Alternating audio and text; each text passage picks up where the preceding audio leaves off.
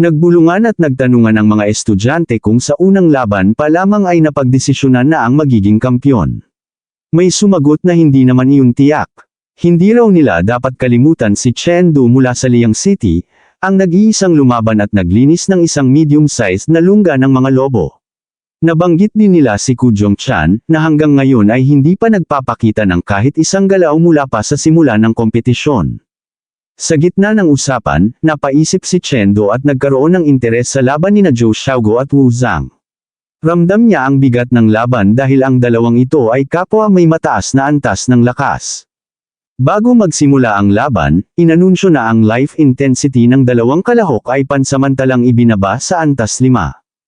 Nang magkaharap ang dalawa, unang nagsalita si Wu Zhang. Mayabang nitong sinabi kay Zhou Xiaoguo na matagal na niyang gustong makalaban ito.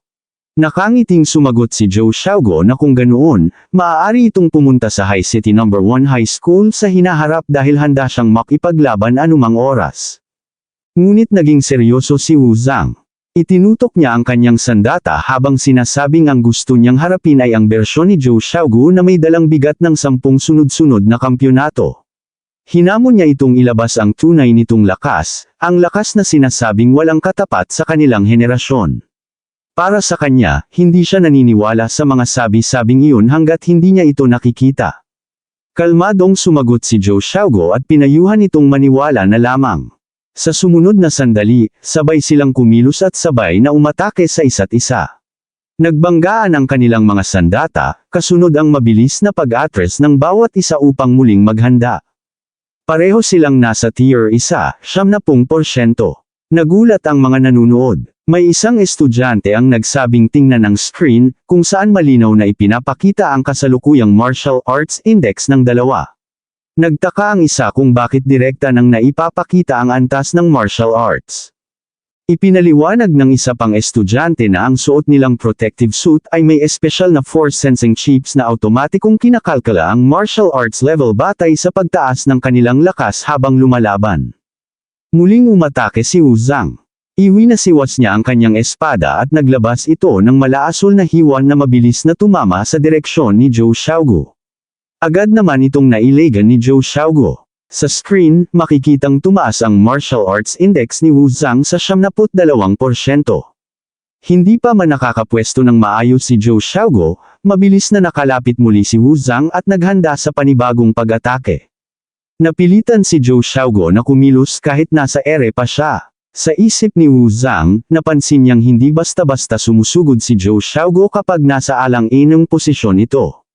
Patuloy pa rin itong nagbabantay at nag-aantibay ng tamang pagkakataon. Sa sumunod na galaw, mabilis na umatake si Wu Zhang at sinipa ang sandata ni Zhou Xiaoguo. Doon napagtanto ni Zhou Xiaoguo na mahigpit nitong sinusubaybayan ang kanyang kamay at ang hawak niyang espada. Sa sandaling iyon, naunawaan niya na siguradong may kasunod na pag-atake. Tama nga ang kanyang hinala. Isang malakas na sipa ang tumama sa kanyang tiyan at siya ay napaatras at napalipad palayo. Sa kabila nito, nanatili ang matalim niyang tingin kay Wu Zhang. Hindi nagbigay ng kahit isang sandali si Wu Zhang. Habang nasa ere pa si Zhou Xiaoguo, agad niyang iwinasiwas ang kanyang espada at muling umatake. Kasabay nito, lumabas sa screen na ang martial arts index ni Wu Zhang ay umabot na sa 79%. Sa sandaling iyon, napagtanto ni Zhou Xiaoguo ang isang bagay, napakalakas ng sword intent ni Wu Zhang. Hindi niya maaaring salubungin ito ng direkta. Agad niyang ginamit ang kanyang dagger at sinalag ang pag-atake upang ma-deflect ang direksyon ng espada ni Wu Zhang. Dahil dito, lumabas din sa screen na ang martial arts index ni Zhou Xiaoguo ay tumaas sa 75%. Sa mismong salpukan ng kanilang mga sandata, nagkaroon ng sugat sa braso si Wu Zhang at nagsimulang dumugo. Ngunit sa kabila ng sugat, nakangising nagsalita si Wu Zhang at sinabing sinadya ni Zhou Xiaoguo na baguhin ang direksyon ng kanyang atake at nasugatan pa ang kanyang balikat. Para sa kanya, malinaw na malakas talaga ang kanyang kalaban. Nagulat si Chen Du sa kanyang nasasaksihan. Para sa kanya, kakaiba ang laban na ito. Hindi niya matukoy kung ano ang basic martial arts na ginagamit ng dalawa. Samantala, napakunot-no si Zhou Xiaoguo at nagsabi na nagsisimula pa lamang ang tunay nilang laban. Muli siyang umatake gamit ang kanyang nagliliwanag na lilang dagger patungo kay Wu Zhang. Sinundan pa niya ito ng isa pang mabilis na atake na muntik ng ikagulat ng kanyang kalaban, ngunit mabilis din itong nailagan. Mula roon ay nagsimula ang tuloy-tuloy na palitan ng kanilang mga pag-atake. Sa gilid, nagsalita si Teacher Ling kay Chendo at ipinaalala na noong una, hindi pa umaabot sa Tier 1 79% ang kanyang martial arts, kaya hindi niya ipinaliwanag ang tungkol sa huling 1%.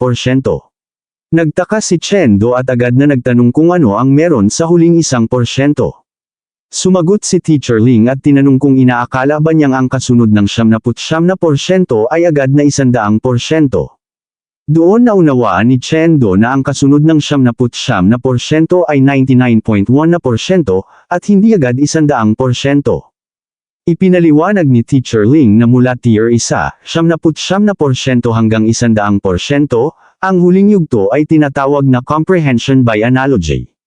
Tinanong niya si Chendo kung hindi pa rin ba niya matukoy ang basic martial arts ng dalawang naglalaban. Ang dagger ay hindi na mukhang dagger, at ang espada ay hindi na rin mukhang espada. Ipinagpatuloy niya ang paliwanag. Ang comprehension by analogy ay tumutukoy sa kakayahang palitan ng anyo ng armas, paggamit ng ibang uri ng sandata upang muling maisegawa ang dating basic martial arts. Ito ang dahilan kung bakit mahirap matukoy kung ano talaga ang pinanggagalingan ng kanilang mga galaw. Napaisip si Chendo tungkol dito. Sa pagmamasid niya kay Wu Zhang, naunawaan niya na ang ginagamit nitong teknik ay ang clock hammer technique, ngunit ngayon ay isinasagawa gamit ang espada sa anyong tinatawag nitong ikalawang forma, ang chaotic clock hammer. Sa puntong iyon, napagtanto niya na tama ang kanyang obserbasyon, ginagamit ni Wu Zhang ang magaang at flexible na espada upang gayahin ang bigat at lakas ng isang martilyong parang bundok. Ito ang unang hakbang ng comprehension by analogy, ang anyo. Ang susunod na yugto ay ang intent. Kapag naabot ito, hindi na matutukoy ng kalaban kung ano ang pinagmulan ng basic martial arts.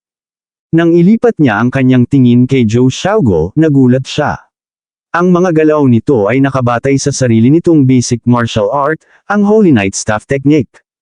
Sa gitna ng laban, muling umatake si Wu Zhang gamit ang clock hammer technique, ikalawang forma, na tinawag niyang Guayin Tears. Bago pa man tumama ang pag-atake nito sa ulo ni Zhou Xiaogo, malamig na sinabi ni Zhou Xiaogo na nakita na niya ang galaw na iyon. Agad niyang itinutok ang kanyang dagger kay Wu Zhang at sinabi na hindi kayang gayahin ng espada ang lahat ng galaw. Bahagyang humanga si Wu Zhang sa ipinakita ni Zhou Xiaogo habang pinipigilan nito ang dagger gamit lamang ang kanyang mga daliri. Sa sandaling iyon, sinabi niyang gagamitin na niya ang susunod na galaw. Muli niyang inilabas ang clock hammer technique, ikatlong forma, na tinawag niyang tatlong markilyo ng mapait na taglamig. Isang malakas na pagwasiwas ang kanyang pinakawalan. Sa gitna ng pag-ataking iyon, napansin ni Zhou Xiaogo ang isang maliit na puwang.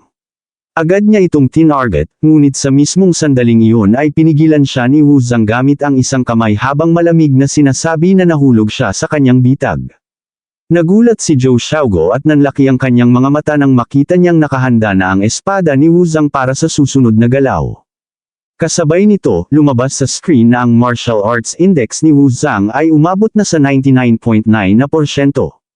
Napasigaw ang mga manunood sa kanilang nakita.